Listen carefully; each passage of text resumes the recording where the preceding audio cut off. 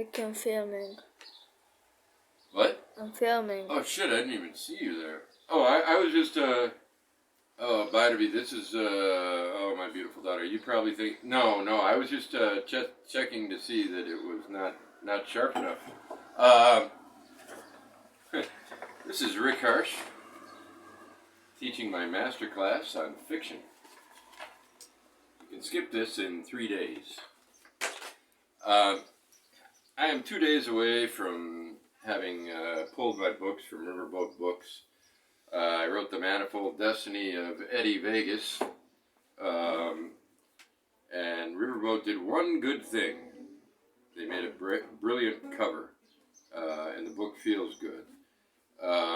Everything else they did was really not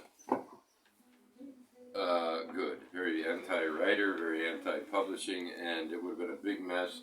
And the best book I've ever written in my life, which I finished in 2015, so I've been waiting 5 years, and I've gone through at least 4, I've counted now, promised publication dates.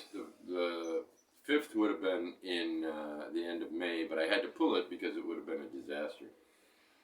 And, condolences have been coming from around the world, and that's true, around the world. But that makes it sound like thousands. No, we're in the 2 figures here. More than 10 condolences have come from around the world.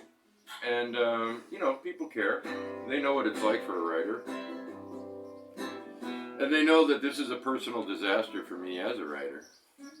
But what I want to tell you other writers out there is that the very fact that we don't have power does not mean that we always have to not have power. We have, as I said in a recent video, huge numbers. We outnumber those motherfuckers, the agents and the publishers.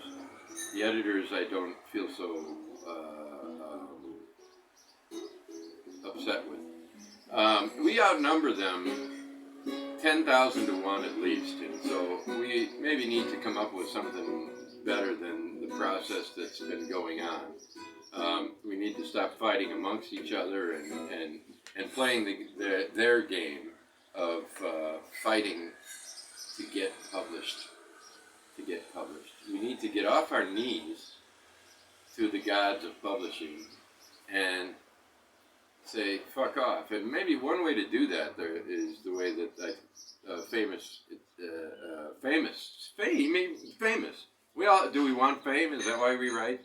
Well, one famous Chinese writer, a poet from the 16th century, would write his poems and be really happy with them and then put them in a river and they'd never be seen again. And we need to get back to that and feel that sense of worth from the writing itself and stop worrying about the rest of it. The real reason we worry about the rest of it only makes sense in that financially we're screwed if we can't make a living off our writing. But that's only if we retain the construct that has been handed to us. So my advice in a case like this is don't commit murder unless it's an agent, and don't commit suicide. Keep writing the best stuff you can, and take pleasure in who you are and what you can do. Thanks.